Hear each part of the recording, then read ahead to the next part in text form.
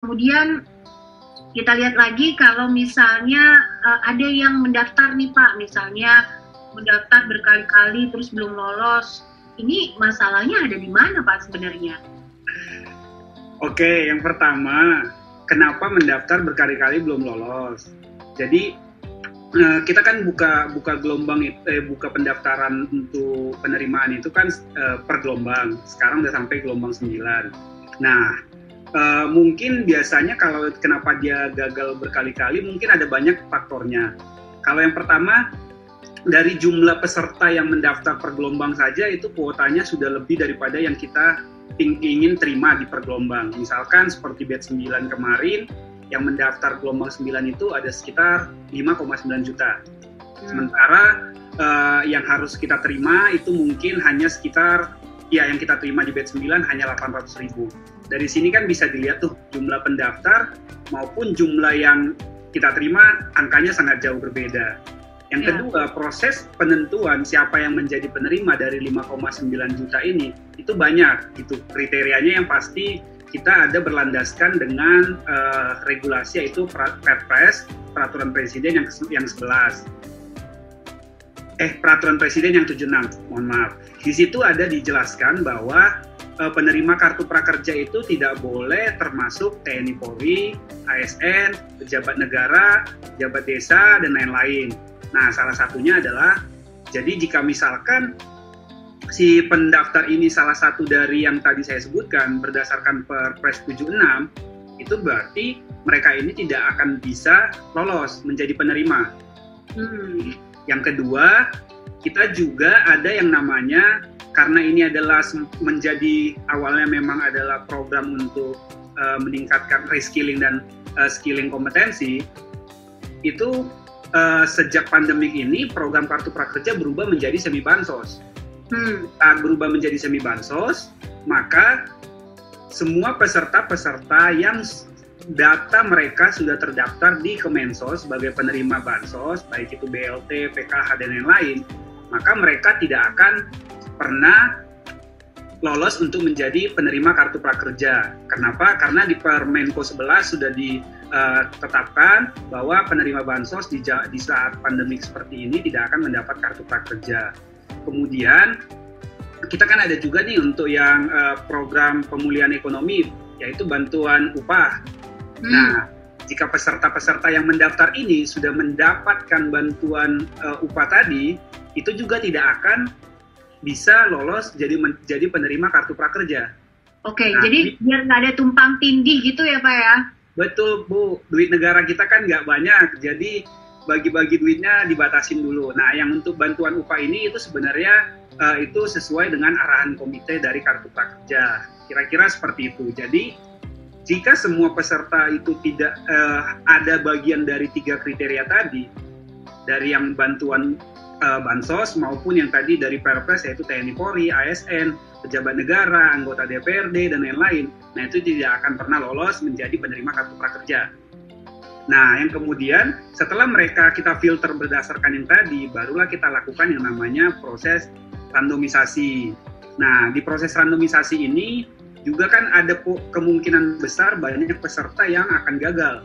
Kenapa ya? Karena tadi jumlah pendaftar dengan jumlah yang akan diterima itu angkanya sangat besar. Jadi mungkin, dan ini kan programnya hanya dapat satu kali buat satu peserta gitu. Jadi kalau misalkan sudah dapat, tahun depan dia tidak mungkin akan dapat lagi. Jadi buat teman-teman yang belum mendapatkan kartu prakerja tapi sudah ikut nih dari batch 1 sampai 9, nah nanti mungkin bisa mencoba lagi di batch 10. Kalau misalkan belum dapat, berarti kita akan mencoba lagi di kartu prakerja yang tahun depan. Kira-kira seperti itu. Oke, nah kan ada juga yang misalnya harusnya sudah terima insentif atau misalnya dalam proses gitu, insentif Anda dalam proses misalnya. Nah ini atau misalnya ada keterangan gagal gitu, masalahnya apa Pak Hengki? Oke, pertama tadi kan Bu Popi juga udah menjelaskan tuh di awal syarat-syarat untuk mendapatkan insentif itu harus mengisi rating, pertama menyelesaikan pelatihan, mengisi rating dan ulasan tentang pelatihan yang diikutin, kemudian mentautkan rekening ataupun E-walletnya itu sekarang ada 3, saat ini baru ada 3, yaitu Link Aja, OVO, dan GoPay. Ya. Nah, biasa jadi kalau misalkan status insentifnya ada dalam proses, itu adalah di mana tim prakerja itu sudah melakukan yang namanya proses reconcile, sudah mendapatkan laporan dari digital platform bahwa peserta ini sudah menyelesaikan pelatihan, sudah dapat sertifikat. Nah, jadi status dari dalam proses itu adalah lagi diproses untuk pencairan dananya. Kita akan memberikan dana ini ke rekening e-walletnya si peserta masing-masing. Kalau tiba-tiba status gagal, nah ini yang bermasalah. Kalau gagal ini, itu biasanya berdasarkan pengalaman yang kita lihat dari bulan berapa nih? Dari bulan 4 sampai sekarang, itu banyak yang gagal gara-gara e-wallet mereka itu kadang tidak ditemukan atau nonaktif. Jadi, sekali lagi, kalau misalkan teman-teman menggunakan e-wallet, Link Aja, GoPay, atau OVO, itu pastikan e-walletnya selalu aktif. Jangan diganti gitu. Misalkan nomor telepon yang sudah sempat ditautkan di kartu prakerja adalah 0812, tiba-tiba pesertanya mengganti nih di GoPay misalkan.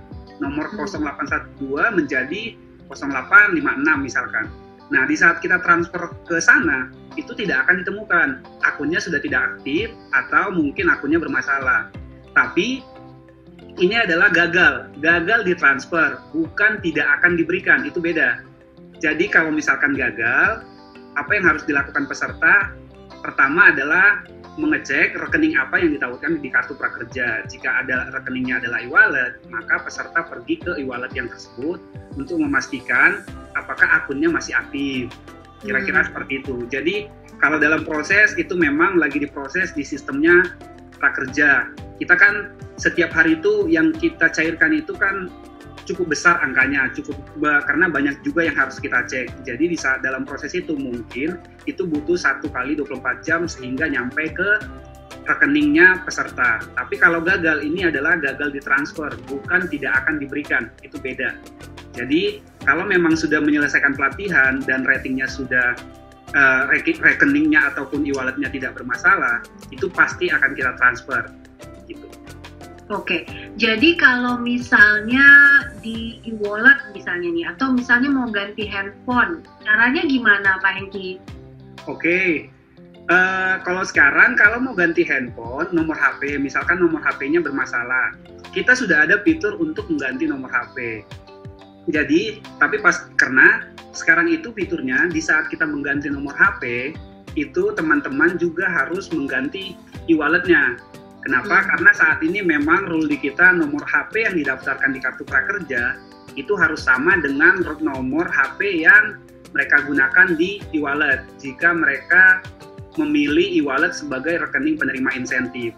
Fitur penggantian nomor HP ada di website di dashboard kartu prakerja, pergi masuk ke halaman user, lalu kemudian di bagian situ ada yang namanya ubah nomor telepon. Tapi pastikan di saat sudah mengganti nomor HP, e-walletnya harus diganti juga.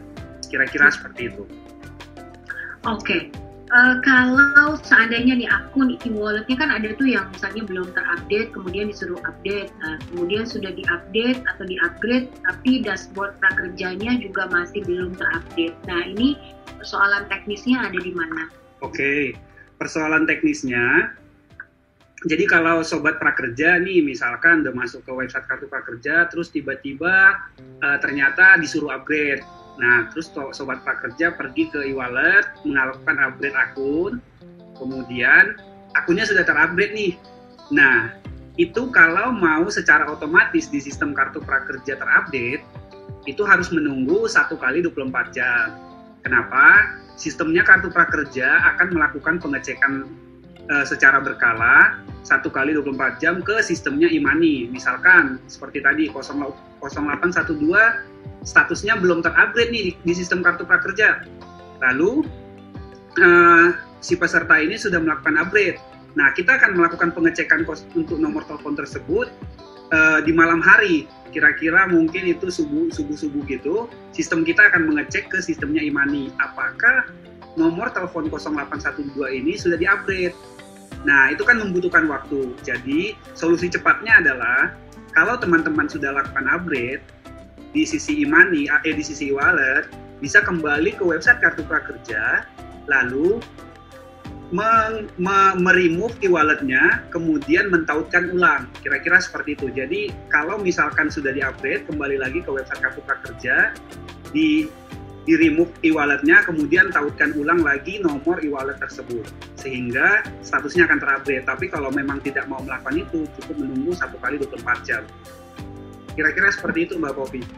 Pak Hengki, kadang-kadang kan banyak juga nih, kan itu ada Rp600.000 gitu. Kalau kita beli pelatihan, apakah uangnya harus dihabiskan semua untuk membeli pelatihan atau boleh ditabung dulu hingga batas waktu tertentu gitu sampai kita memilih pelatihan yang kita inginkan dan sesuai? Oke. Yang pertama, di saat Sobat Prakerja sudah menjadi penerima Kartu Prakerja, itu ada syarat di mana peserta Kartu Prakerja ini, penerima Kartu Prakerja ini harus membeli pelatihan. Membeli pelatihan ini harus 30 hari, paling lambat 30 hari sejak mereka ditetapkan menjadi penerima Kartu Prakerja. Nah, jika mereka sudah beli, maka nanti mereka bisa menggunakan, misalkan biaya pelatihannya kan ada 1 juta. Jadi kalau teman-teman, Sobat Prakerja membeli pelatihan kurang dari 1 juta, misalkan 200.000 gitu. Nah, itu dana yang 800.000 ini masih bisa dipakai untuk membeli pelatihan. Tapi untuk membeli pelatihan ya Bu, bukan untuk ditransfer ke rekening mereka.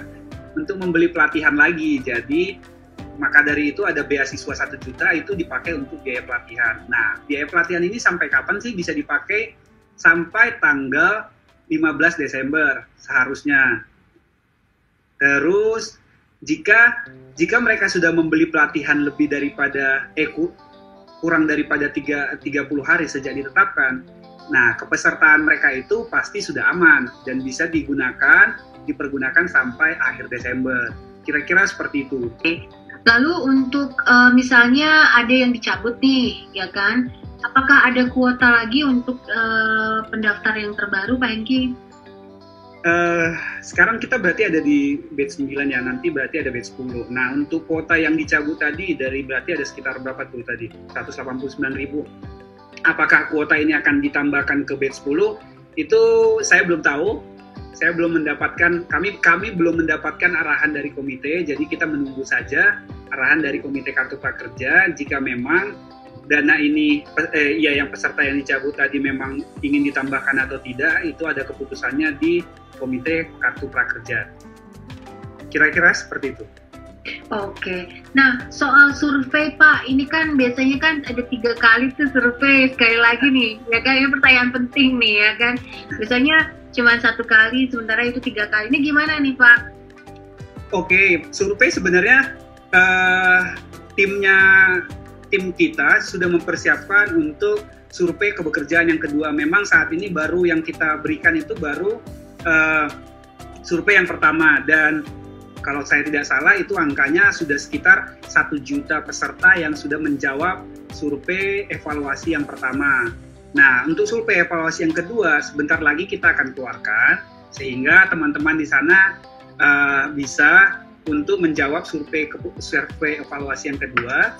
Setelah dijawab, nanti juga akan kita proses lagi insentif untuk surveinya, Bu. Itu benar. Pertanyaan selanjutnya, ini nggak beres-beres nih kalau udah ngomongin Kartu Prakerja nih. Satu lagi deh, ya, gelombang 10, bukanya kapan nih?